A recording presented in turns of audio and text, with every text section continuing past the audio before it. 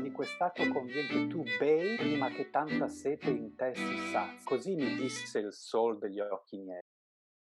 As the final guest of our Dante series, we have Professor Andrea Celli, who is Associate Professor of Italian Literature and Cultural Studies at the University of Connecticut and the Chair of the Italian Studies Program. I knew him as a scholar of the relationship between Dante and Islam, and this is how he had attracted my attention. But today, he is in fact telling us about the final cantos of the Empyrean sphere. And he's giving us a second voice on the cantos that you have read on the celestial and candid rose. So I'm very happy to have him. I'm very happy to have him to close our series. I wonder if perhaps next semester we will, since it will still be a Dante year, if we can continue to have this series hosted at the Center for Italian Studies. I'm working on it, and I hope that you, even with will not be students in the class anymore, will want to continue and further your study of Dante. So I will let you know indeed. But in the meanwhile, let's enjoy the voice of Andrea Celli, who is talking to us about the Rose of Paradise. Professor Celli. Thank you, Giuseppe, and thank you everybody for being here. Can you hear me? Good, good. How many of you can read Italian? Just to have an idea. Okay. So some of you maybe will help me, because I would like to, as I usually do in my classes, I would like to devote part of our conversation to reading a part of a canto, actually the 33, the closing canto. And if you could help me reading it in English, of course, but some of you perhaps can help me see what is in the original canto and help me explain what the words means. Anyway, it's a huge. I'm really happy to be virtually the other side of the sound, and in Stony Brook. And I'm really happy to work with you today. It's a sort of huge responsibility to talk about the end of Paradiso. Usually, it's a part of the Divine Comedy. Teachers are kind of wary about, because perhaps it requires a lot of previous knowledge, and while in other parts of the Divine Comedy you can enjoy directly what the story that is told, the character that is presented, while the Paradiso, and so much so the end of the Paradiso, requires a sort of different way of reading, a different pace, a different attention. It's more like pay attention to things happening line by line. In reality, what is astonishing perhaps about the Paradiso is not that things are not happening. On the contrary, they are happening at a, how can we say, at a minimal level. Every line has something happening, and so we have to slow down the pace and kind of pay attention to the single details. And perhaps this is a good start of our conversation, because one of the big, how can we call it, metaphors or images that Dante uses at the end of Paradiso is the image of a dot or a point. In Italian is a punto, a single dot that is his seems to be his uh, um, experience of what happens at the highest point of his journey in the Paradiso. A point, a dot on which to focus. Um, and it would be interesting if we had time to go through all these cantos to see um, images of meditation. I don't know if any of you is familiar with meditations in many traditions. For instance, in perhaps in yoga tradition, you tend to sometimes focus on a single point. Rather than, for instance, in a Buddhist tradition, you try to not focus on anything particular. Dante seems to follow a tradition, a Western tradition, if you want, by focusing on a single point, on making the attention deeper and still and quiet as much as possible. Um, so perhaps we can start from this image of the point. And if you allow me, I will share my screen so that we can read together. Okay, a PowerPoint that I created.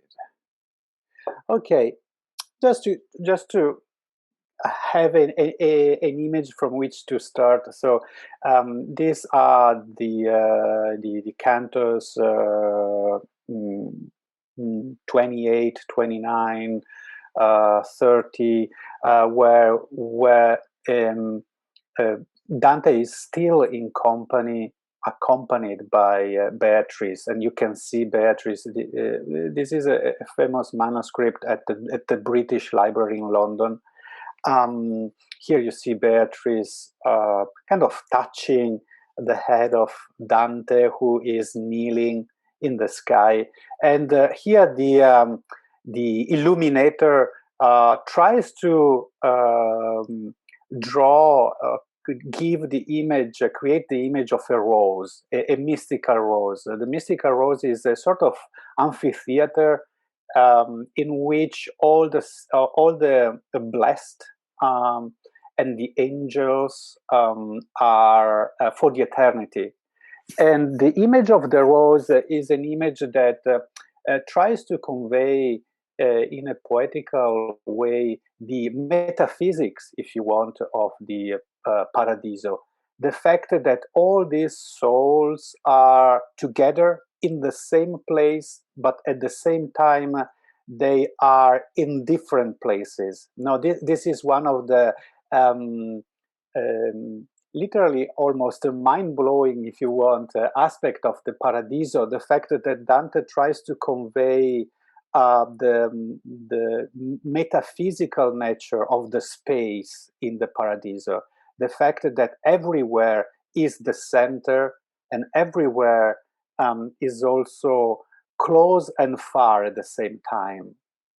So the image of the rose is the one that Dante finds in order to convey this image of togetherness, but also order, hierarchical order of the souls. You know, we could spend some time on this, how the souls are ordered in this rose. That in reality, a step further, Dante will define as a sort of river of light, a couple of rivers, and then this river will become a sort of circle. So it's a rose, but it's also a continuous metamorphosis of the image in the mind of Dante, and this is perhaps something um, um, I would like to keep on the background of our conversation. The fact that what we are witnessing is perhaps not just a description of the Paradiso, but in reality we are witnessing the mind of the poet working in front of us. So the experience that as a reader as readers we have is the experience of seeing how the mind of the poet works, and how manipulates the space and how creates the space. So we have a sort of look into, if you want, the brain or the soul of the poet. So I was talking in reality, before talking about the point, um, um, I would like to mention another image because help us getting closer to the last of the guides of Dante. The last of the guides of Dante is Bernard of Clairvaux. We are in Canto 30. Dante is still in company of Beatrice. Beatrice is introducing Dante to the form of the rose, to the some of the blessed people that are there. But something that happens in the canto is the use of a interesting image. Perhaps, I don't know, I will read the first quote, but I would like also for the following quotes to have someone helping me read at least the English quote. So the first quote is right in the middle of the canto 30. In Italian is "Ma di quest'acqua convien che tu bei prima che tanta sete in te si sazi, così mi disse il sol degli occhi miei." Which in translation is, "And yet, before your thirst is satisfied, you'll need to drink these waters to the full." Those words were hers, Beatrice, the sunlight of my eyes.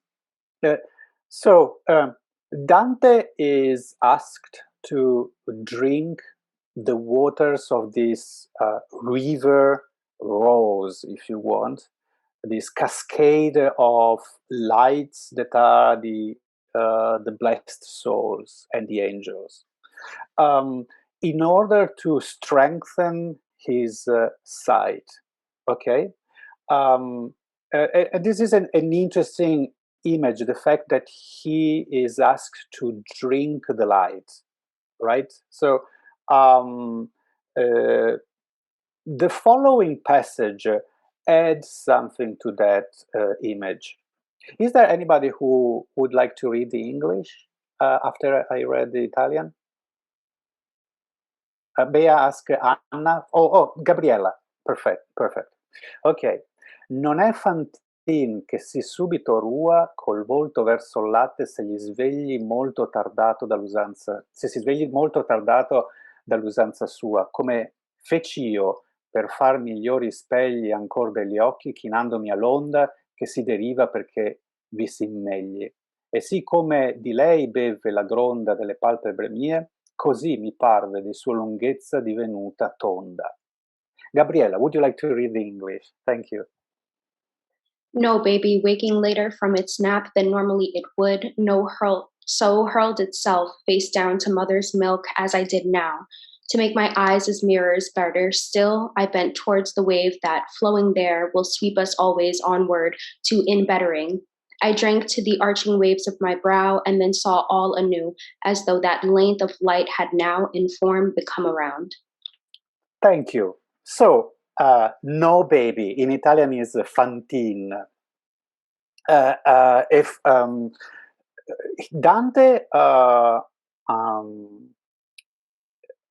compares himself to the baby that ran to the breast of his mother in order to get milk. And this is very interesting in many places in the Divine Comedy, but especially in the Paradiso. We see feminine images of the mystical experience, which is an aspect perhaps of Dante's religiosity, which in particular is a Catholicism, we would say, with this central image of Mary. So Dante compares himself to the baby that hurry toward the breast in order to drink the milk, and the milk is drunk through the eyes. And this is an ancient poetical metaphor coming from medicine. The eyes kind of drink the images, and by drinking the light of this river of souls, the eyesight of Dante is empowered, increases the power, becomes capable of not only standing what is happening in front of his eyes, but even do this movement that is specific to the last part of Dante's journey. Dante's journey is not a journey forward, like moving from point A to point B, as it happened in the Inferno or the Purgatorio. In the Paradiso, the movement is a quiet movement, is a movement deeper and deeper. So it's a movement toward the concentration on one point rather than a movement of the body. It's a movement of the eyes that becomes still and at the same time extremely attentive. There is a third point in the same canto at the very end, where again the image of in this case is the child getting food appears. In this case, is a child, is not a baby, and is an interesting reference. Perhaps we can go back to it later. It's a reference to the Emperor Arrigo the seventh, for which Beatrice says that there is already a chair in the rose, because, as you know, Dante attributes great importance to the role of the emperor for the sake of happiness on earth, happiness and peace. But it would be interesting to notice that why at the very end of a canto that is close to the end of the Paradiso, an emperor is mentioned. But I quoted this terzina here just to see how again we have this image of nursing, right? E caccia via la cieca cupidigia che v'ammalia, simili fatti va al fantolino che muor per fame e caccia via la balia. The blind cupidity bewitching you has made you all akin to little brats who, famished, dying, still beat off their nurse. These three images that we find in Canto 30 are if you want, subliminal introduction to the third guide third and somehow last guide that Dante will meet in the Paradiso. I would like to share with you a couple of images from different periods. This is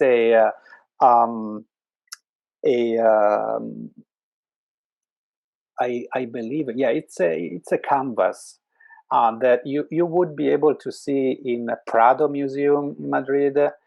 And I would like some of you to describe what you see.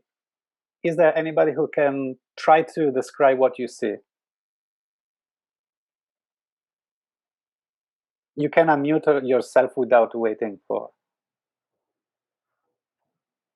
Is it breastfeeding? It is a breastfeeding of whom? The Virgin Mary and Bernard of Clairvaux. Exactly.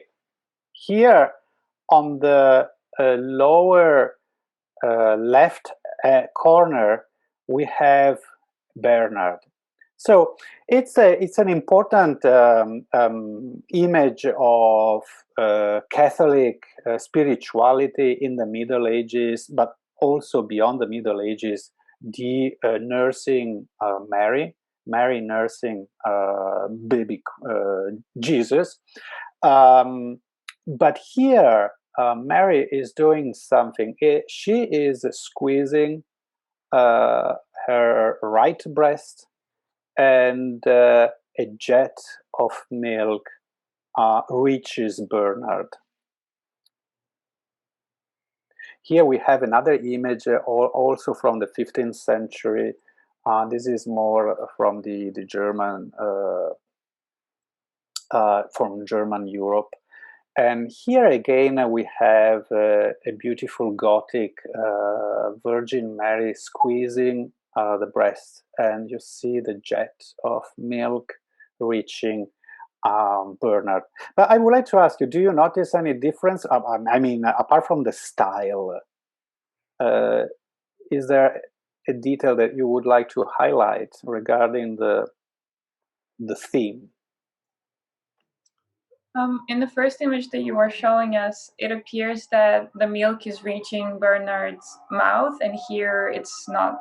It looks like it's reaching his eyes instead, or something. Exactly. Yeah. That's exactly. So the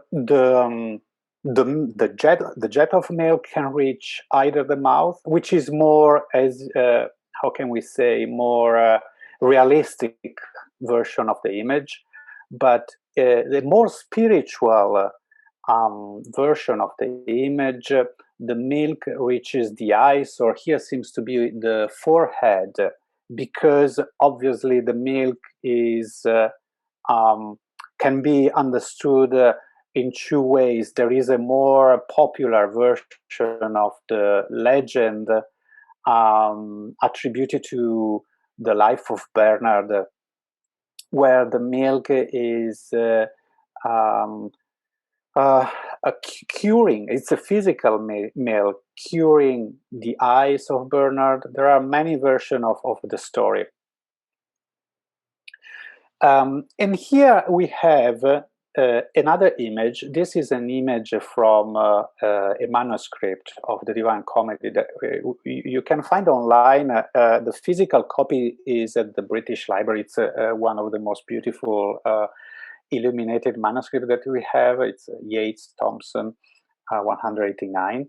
And is there anybody who can describe the image? Well, there is a description on the right, but here we have a Bernard standing, and Dante is somehow in the position of Bernard in some of the painting that we saw before, kneeling, right, and praying. So the image of what is called nursing, no, lactatio Bernardi, which means nursing of Bernard, is not mentioned in the Divine Comedy, but it's somehow, this is my hypothesis, is somehow on the background. You can guess it even without mentioning it. Bernard is invited by Beatrice in order to accompany Dante in the last stretch of his vision. And Bernard has a specific function. He is not just a guide. He intercedes for the sake of Dante, asking Mary's help for the last stretch of the vision. So Bernard is asking the Virgin Mary to help Dante strengthen his vision for the last things that he will see, for this going deeper and deeper into the point. And the fact that Dante describes the experience of strengthening the sight as a nursing, as a drinking milk, is an allusion to Bernard's legend that is kind of contemporary to the time when Dante was writing the Divine Comedy. And actually, in Tuscany at the time, I was reading the images of the Virgin nursing Jesus becomes more and more popular. Okay, then they will disappear. It's less common than in the Protestant time, but in the Middle Ages, around the time when Dante is writing the Divine Comedy, this is a huge theme. Okay, now perhaps we can move to the following image, which is the image of the point. Il punto. So we are in Canto 30. We will read in a short while. No, perhaps we will not read this, but we will read when Dante realizes that Bernard is next to him, and that meeting of Dante with Bernard is a reminder of another meeting that happened in Purgatory, the one with the Beatrice.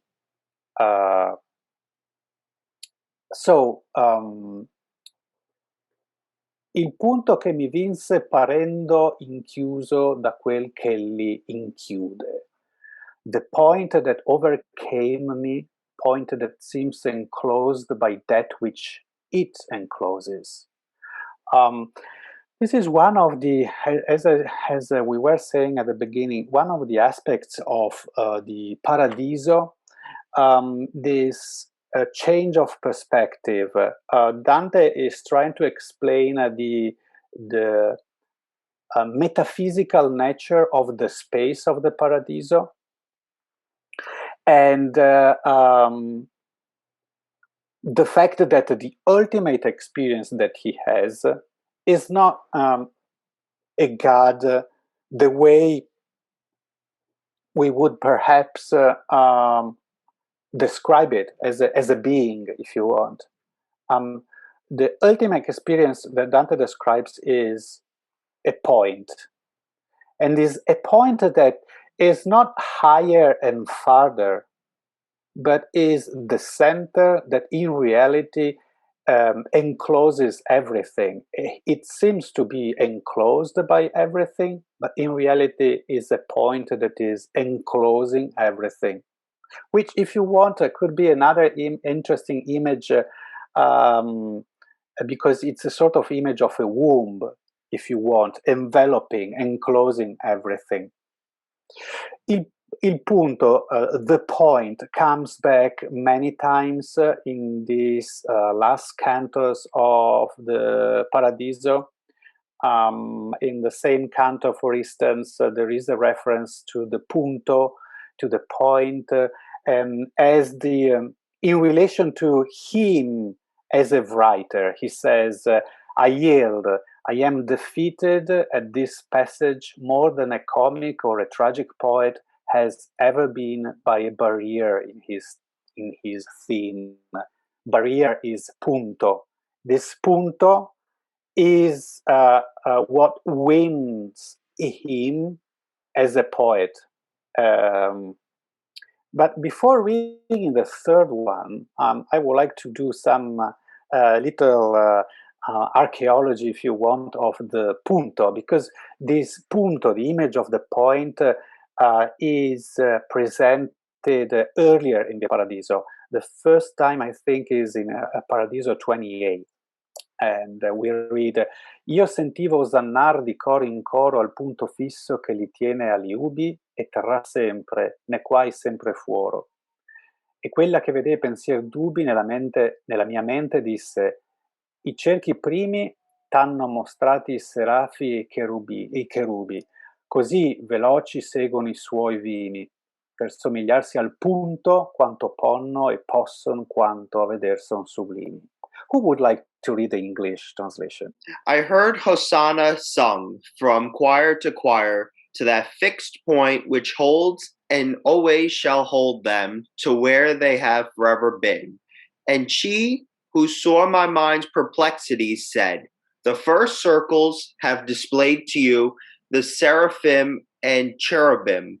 They follow the ties of love with such rapidity because they are as like the point as creatures can be, a power dependent on their vision. Thank you. The translation perhaps is not the most satisfactory that I found, but here there is this point, and Beatrice is explaining Dante. This is a canto that perhaps you read, where Beatrice explains Dante the 9 hierarchies of angels, different angels, and she says that there are the first line of angels are closer to the point, not the fixed point, the quiet, unmoving point. And they try to, in English, in Italian, somigliarsi. Somigliarsi means somigliare means resemble, no? They try to resemble to God, to the point themselves, to get closer, if you want, as a form, as a shape. It's interesting. Dante doesn't say they try to get closer, but instead they try to somigliarsi al punto, make themselves like the point. And they are as much closer as they are capable of vision. The more they can clearly see, the closer the closer in shape are to the point, to that point. And then there is another place where the same point is mentioned, is at the beginning of the following canto of Paradiso 29, speaking about Beatrice.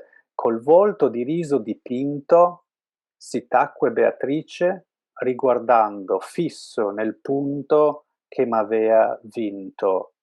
So long did Beatrice, a smile upon her face, keep silent, even as she gazed intently at the point that overwhelmed me. This vinto, being overwhelmed, is something that we already saw, no, in the previous quotes. There was something that I wanted to mention.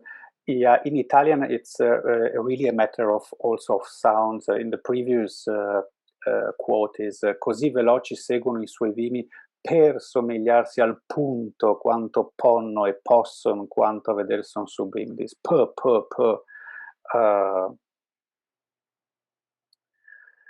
so there is a third and last place where the word punto is mentioned, and it's toward the end of the Paradiso, and it's where really Dante, after the nursing, kind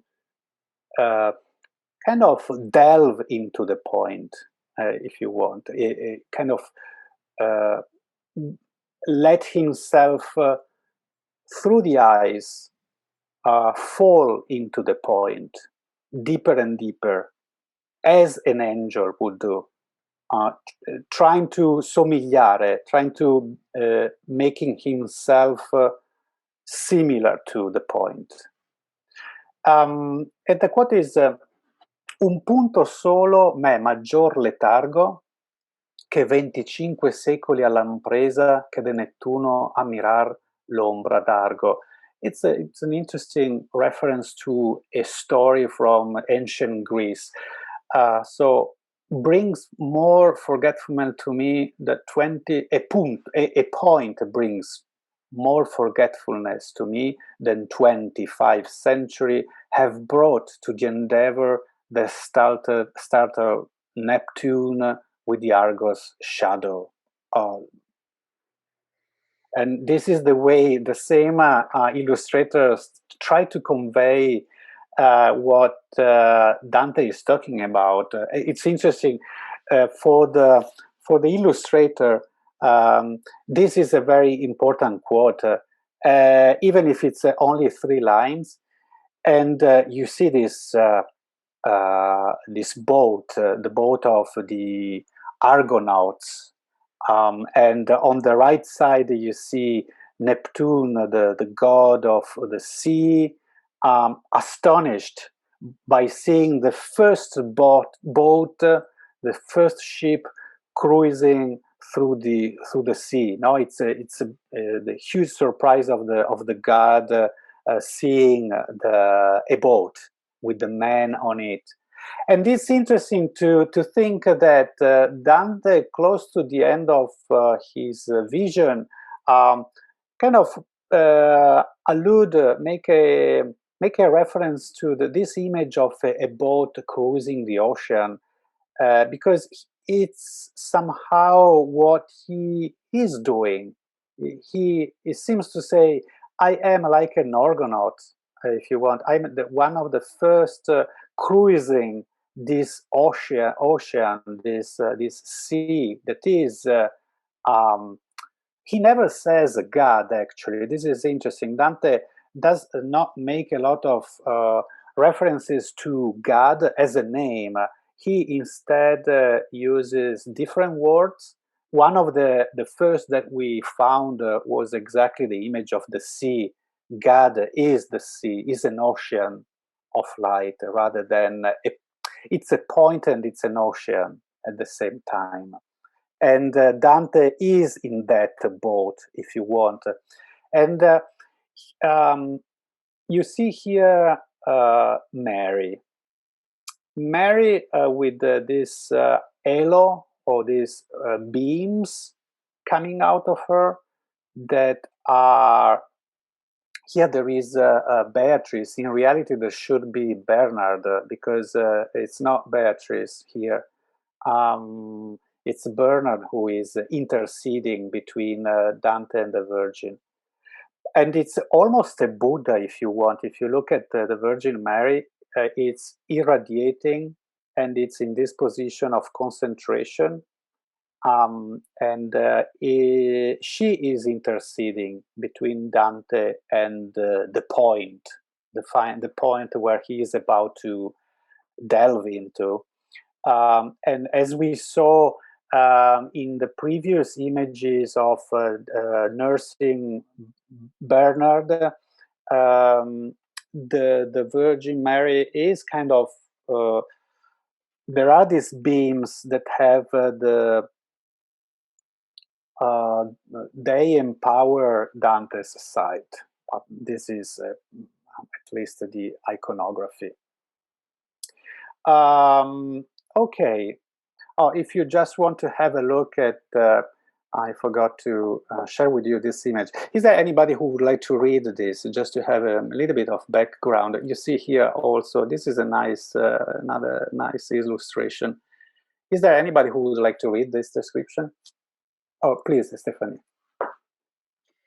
A variant known as the lactation of Saint Bernard is based on a miracle or vision concerning Saint Bernard of Clairvaux, I think, where the Virgin sprinkled milk on his lips. In some versions, he is awake, praying before an image of the Madonna, I think. Yep. And others asleep. In art, he usually kneels before a Madonna lactans, and as Jesus takes a break from feeding, the Virgin squeezes her breasts, and he is hit with a squirt of milk, often shown traveling an impressive distance. The milk was variously said to have given him wisdom, shown that the Virgin was his mother and that of mankind generally, or cured an eye infection. In this form, the nursing Madonna survives into Baroque art and sometimes Rococo, as in the high altar at Kloster Alder. Oh, yeah. We can skip this, but this is just to give a complete idea of the functions of the Virgin. You remember perhaps that there is another woman who intercedes for Dante. In English, I think is Lucia, Santa Lucia. And it is said that the function of Lucia is she's a saint connected to the high sight, and there is this interpretation that perhaps Dante had problems or eyesight problem, and so the idea of having a patron like Santa Lucia, Saint Lucy would have that function. He is literally in need of strengthening his eyes. But here we are talking about a different kind of vision. It's a mystical vision. Okay, so it's a pleasure and an honor to read together the very end of the Paradiso with you. So we will do it together. And we will kind of, who would like to read in English? The living ray that I endured was so acute that I believe I should have gone astray had my eyes turned away from it. I can recall that I, because of this, was bolder in sustaining it until my vision reached the infinite goodness. O grace abounding, through which I presumed to set my eyes on the eternal light so long that I spent all my sight on it. In its profundity, I saw, gathered and bound by love into a single volume, what in the universe seems separate, scattered. Thank you. Oh. Can I stop you here 1 second? Something that happens. So we have been saying that a central metaphor is this metaphor of the vision.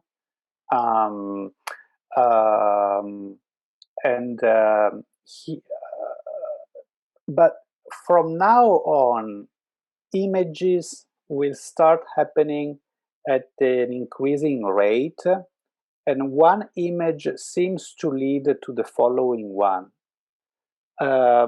Here is where I say that what we are witnessing is not just the vision of Dante.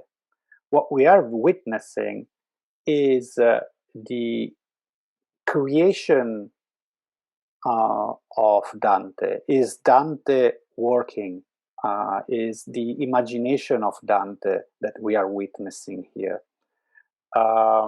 So we should look at it also kind of not following him totally. We also have to keep an eye on what he is doing. And the first image that he shows is the image of a volume, a book. And he says, this book, un volume, usually it's a manuscript, basically. And the manuscript is a metaphor of the universe. It's a very common metaphor in medieval culture, not only in Christian medieval culture. If you think of the Quran, for instance, as a sort of book in which everything is told. Here there is this image. What he sees is a sort of book, but while normally on this planet, on Earth, we see the universe as a sort of group of scattered things that don't make sense. Here in the Paradiso, Dante is capable of seeing all the universe bound together as a single manuscript, making sense finally. Perhaps it is an experience that we have of our world as a world that doesn't make sense. No, there are scattered things, but there where Dante is, in that point in which he's delving, he can see how all the things stay together. They are bound together with love, con amore. Amore is what bind the universe. Eric, were you reading? Would you like to read a little bit more? Sure. So from substances. Substances, accidents, and dispositions as if conjoined in such a way that what I tell you is only rudimentary. I think I saw the universal shape which that not takes. For speaking this, I feel joy that is more ample. Can I stop you 1 second? Yep. Here, another place where he kind of allude to the point, and this time he called it nodo, which means the knot. The knot is of the binding of old manuscript. So, you can continue, perhaps. Let's see. Not takes. For speaking this, I feel joy that is more ample. That one moment brings me more forgetfulness to me than 25 centuries have brought to the endeavor that startled Neptune with Argo's shadow. Thank you. 1 second. Here is where the punto, the point, is also mentioned, is the last time. And it's interesting that here the translator used in reality not a word of space, but instead a word of time. But as we know, space and time in this place are kind of the same thing. If you want, Dante has the problem of an Einstein. When you think of the ultimate things, he has to try to think how time and space function in this place. Yes, who would like to continue reading? Anna. Thank you. So was my mind completely wrapped, intent, steadfast, and motionless, gazing, and it grew ever more enkindled as it watched. Whoever sees that light is soon made such that it would be impossible for him to set that light aside for other sight. Because the good, the object of the will, is fully gathered in that light, outside that light, what there is perfect is defective. What little I recall is to be told from this point on in words more weak than those of one whose infant tongue still bathes at the breast. And Thank you. Can I stop you 1 second? Here again, we see this image of the breast, right? D'un fante che bagna ancora la lingua la mammella. But this here is connected to the fact that his word, his language, is not enough to explain what is happening, and he compares himself to the baby that is still trying to get milk from the breast. That means that when you are not able to speak yet. So that is the condition that Dante is experiencing. It's interesting that the closer he gets to the point, the younger somehow he becomes. So he kind of become not even a child, he becomes a newborn, if you want, incapable of speaking. He's kind of going back to the womb, closer to the womb. Yes. Would you like to keep reading a little bit, Anna? Sure. Thank you.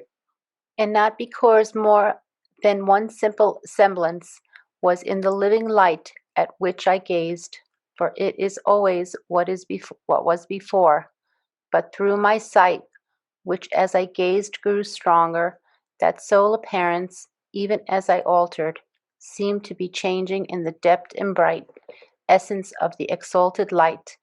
3 circles appeared to me. They had 3 different colors, but all of whom were of the same dimensions. Thank you. Can I stop you 1 second here? So, one word that he uses, mutando mio, he says, seem to, in reality, mutandomi, I am changing. So Dante is in a sort of situation where he is changing. Through the eyes, he is changing. He seems to be a sort of experiencing a metamorphosis, if you want. And then he has one first clear vision, 3 circles, one inside and another. And of course, what does the 3 circles remind you of? So when he's peering into the point, he sees the first thing that he can distinguish are 3 circles of different color. The Holy Spirit. I mean, the Holy Trinity. The Trinity, right? So from a Catholic perspective, or Christian perspective, what he sees here is the Trinity. But he doesn't stop there. How incomplete is speech, how weak when set against my thought, and this to what I saw is such, to call it little is too much. Eternal light, you only dwell within yourself, and only you know you. Self-knowing, self-known, you love and smile upon yourself. That circle which begotten so appeared in you as light reflected, and my eyes had watched it with attention for some time.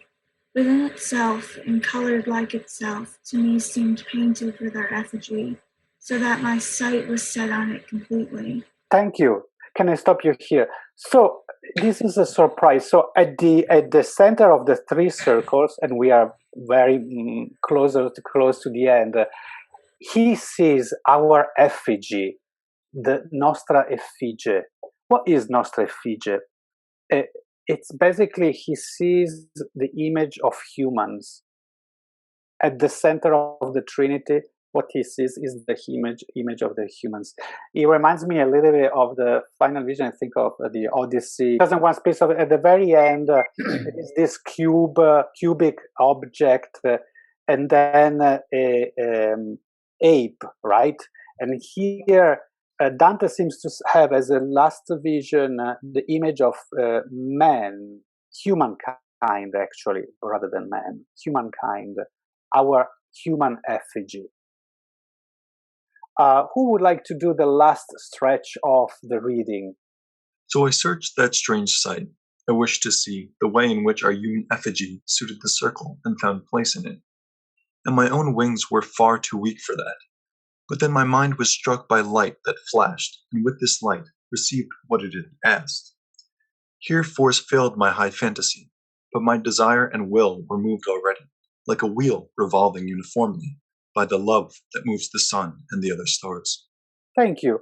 Here is it's an interesting place of it's a kind of description of a final physical experience. Struck, la mente mia, my mind was struck physically by a thunder, some fulgore light, and so the mind, received what she was asking for. But then even the fantasy, the imagination of the poet, that is what, according to medieval knowledge, is the maximum tool that humans have to represent the world, that failed. Even the fantasy failed. But what he remembers is a sort of being in a total harmonic movement with with love that moves the universe. So it's a sort of Dante having his own will, totally in accordance with the power that moves the universe. And the power that moves the universe is, as Dante made clear many times in the Divine Comedy, is love, which is a very mystical image. Love is what moves the universe. Okay, here we can try to stop, and we can have a conversation on any question or comments that you might have. So I will stop sharing. And we are back on Earth somehow. Indeed, we are back on Earth, and I concluded the course last week explaining how the last verse is in fact a switch in perspective, and Dante is back on Earth and is looking up again, and everything starts again because he is looking into the divine circle, and he's explaining the divine circle as the construction for the Divine Comedy, which is a divine circle, and it begins in the middle and it ends at the beginning, right? And you've seen, thank you very much for showing us so many interesting images, and for working around this, in fact, very dense set of cantos, and it couldn't be otherwise. So while I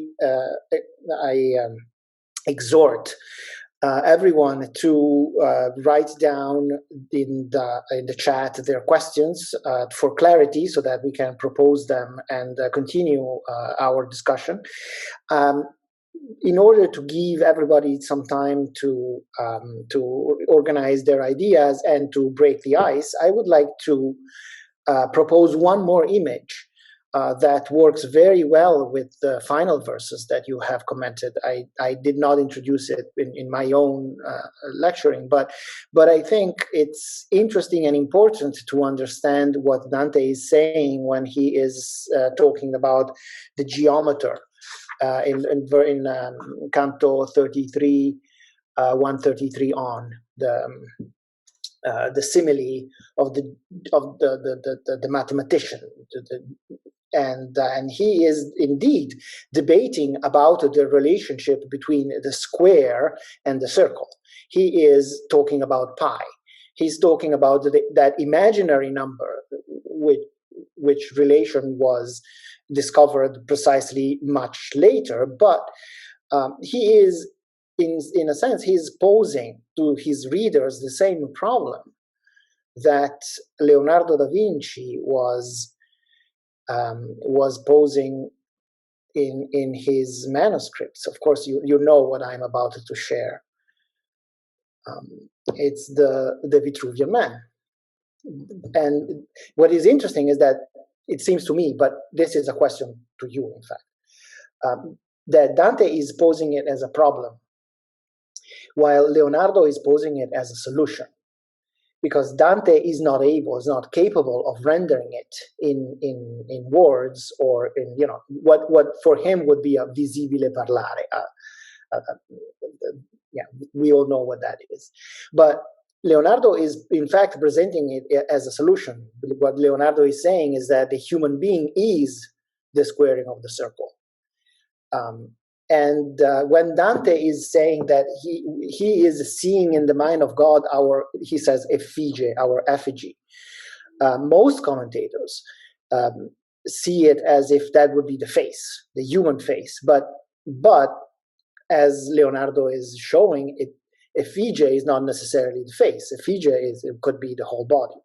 So this is something that I find interesting, specifically in the fact that the poet that will disclose the Renaissance is looking for a solution, and then the greatest artist of the Renaissance is finding it. Of course, still metaphorically, but the approach is completely different, and is proposing it as a solution to the quiz, to the Busilis. Right. Yeah, I was actually, when we were reading the last terzine, there was a part of me that was saying, here we are skipping something.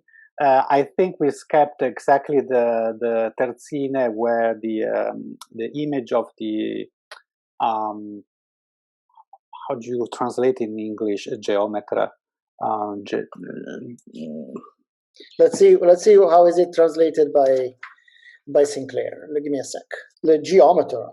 Geometer. Here is the ancient Greek geometer who, Pythagoras, if you want, trying to square the circle, which is an ancient paradox and problem of geometry and mathematics, how to find the perfect, the formula that put in relation the square with the circle. And Dante says that, let me find it. So it's verse 133, and he says, qual è il geometra che tutto s'affigge per misurar lo cerchio e non ritrova, pensando quel principio dell'indige. Like the geometer who is all intent to square the circle and cannot find for all his thought the principle he needs. Such was I at that miraculous sight. I wish to see how the image fitted the circle and how it wears itself there. And where meaning indova, how the image of the human that he sees at the center of the three circles, how can fit there. I mean the image that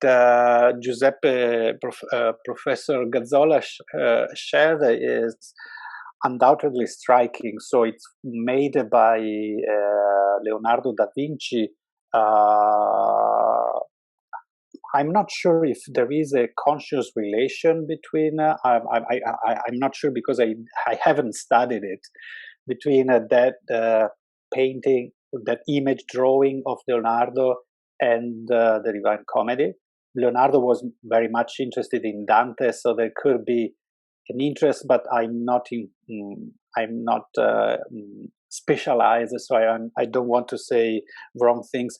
But definitely, I see the connection. It's perfect connection. So Dante sees in his vision at the very center of the circle the image of the humans, the human effigy. And it's true that if I had to visualize it, I would visualize it as the body of the humans, the entire body of the humans. And how does that fit at the core of the point that surrounds, envelop the whole universe? A difference that I see between perhaps Leonardo and Dante is that for Dante seems to be the mystery of God placing man at the center of the creation, while for Leonardo, who is less religious, if you want, than Dante, is how the entire universe is at the measure of man. So the entire universe is somehow made for humans. So it's a kind of human being is at the center of this universe, and it's proportionate to his body, and his body is perfect. While for Dante is not necessarily that. I'm not sure. He's not saying that the humans are perfect, but he says that the humans are at the center of the vision of the universe, mystically at the center. It's the anthropos at the center of the universe, which is something that you find also in Judaic mysticism, this image of the Adam, the eternal Adam at the center of the universe, the cosmos. Thank you. Shall we now leave some room to the questions? The first one will be Anna. Shall I read it? Oh, can you read it, Anna? Would you like? I cannot hear. I'm sorry, Professor. Yes, I put it in the chat. Basically, what I was asking was, I was just curious to see after he completes this epic comedy, his transformation and everything. What became of the man Dante? I mean, is there much about him? Like he's a transformed man. He's a new man. So in essence, what happens afterwards to him? Yeah, that's an interesting question because I mean, the Divine Comedy, the poem, according to the fiction, is written after the vision. So while we are reading the Divine Comedy, we are reading a poem that has been written after the vision that Dante had. And it's a poem that takes, I guess, more or less 2 decades, 20 years to be written. And somehow the writing of the comedy was announced by Dante already when he was writing the Vita Nuova. At the very end, he says he will write about the vision that he had later when he will have more strength.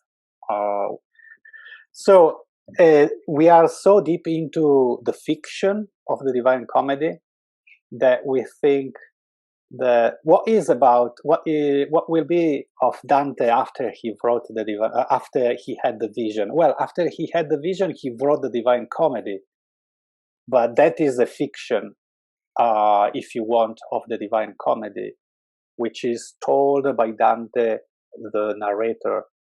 I don't know if it's an answer, but we also know that he would die soon after completing the Divine Comedy as a man. Okay. Thank you. Thank Very you. interesting. Thank you for the question. I see also Gabriella. I can read it. What would you say Dante's path to ascension is? Is he reaching these revelations through science, faith, human experience, mindfulness, all of the above? Well, there was a point I should remember well where it is in one of the last cantos, perhaps is the 33, where he says that what drives him to the vision is somehow the mind, while love is a consequence of the vision. So he seems to have even at the very end of the Divine Comedy, to have a sort of intellectual attitude toward the vision. But in reality, the fact that he chose, or his culture forced him to choose the Virgin Mary as a medium seems to move the accent of his experience toward a more basic physical, experience of the vision. So at the end, he seems to be more about.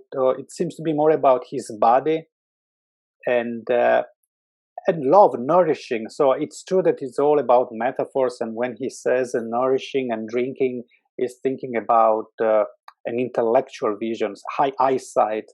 But it's milk. It's So Dante seems to want to carry the two things together hand in hand till the end. Reason and love, if you want. But there is a point where he seems to say, but love is a consequence of the vision. And then there is Anastasia. Sorry, just a question, because I would point everybody to answer this question specifically towards Paradise 11, because Beatrice is telling Dante exactly what he needs in order to achieve salvation and to complete the vision. And yes, it is. I would say that it includes science, faith, human experience, mindfulness. But there is one thing that is very important, that is sine qua non, that is missing in Gabriella's list. Everybody, can you help me? Can you tell me what is necessary? Dante, through Beatrice, but also himself later on, tells us that without this, salvation is not possible. And what is it? Of course, you have to have faith, yes. But I think the word is mentioned in the last canto. Well, sorry, I'm thinking grace. Am I wrong? Yeah, I was about to say grace is mentioned somewhere. We read it today. Yeah, it's grace. It's a superabundant grace. It's something like if you want the milk, it's not something that is given out of will.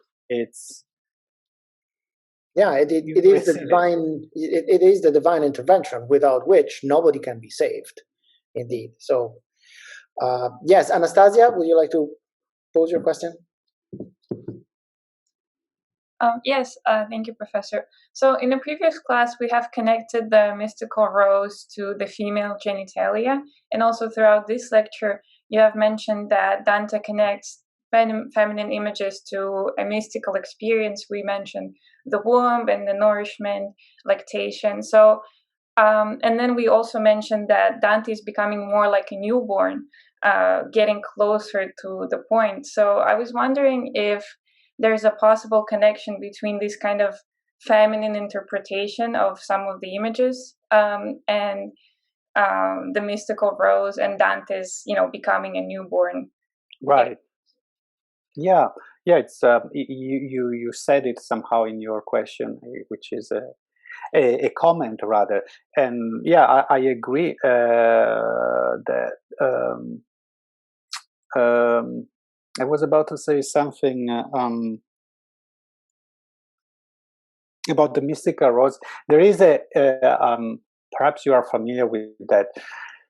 In the Ottoman iconography, the prophet is holding a rose, and the rose is a sort of mystical image of the mystic, an image of the mystical experience. So, I mean, I guess it's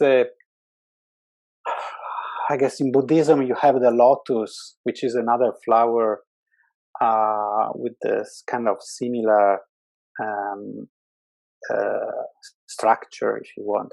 And there is this feminine nature of, at the same time, here what Dante wants to stress is that there is not an object of the vision. You are the vision, so he becomes a whole, right? He is transforming in the vision. So he doesn't see the vision as something separate from him. He becomes part of the vision, and that transforming is as he says, is like a reborning, which is another metaphor that you find in religiosity. It's I guess many Protestant or evangelical versions of evangelical churches have this notion of newborn, right? Newborn, being a newborn. So it's a good question or comment, Anastasia. Thank you, then. In fact, thank you. Very, very meaningful comment. But this concludes then our series. Thank you very much, Professor Celli, for being with us, for entertaining and educating us with your comment on the cantos. And I'm very happy to say that I've learned a lot during this lecture and during the semester. It was useful to myself first, and I hope that it has been useful to you. For me, if I can say, it's been a huge opportunity to confront myself with cantos that otherwise perhaps would scare me. Indeed. The comment that you made at the very beginning about having to take these cantos slowly, line by line, is indeed, very much appropriate. It's yes. But that's the beauty of the Divine Comedy, in fact, that we are supposed to read it and then reread it and continue to follow the circle as we have learned. Thank you very much to everybody again. Thank you, Professor Celli. It was great meeting all of you. Take care. Thank you, Professor. Thank you so much. Thank you.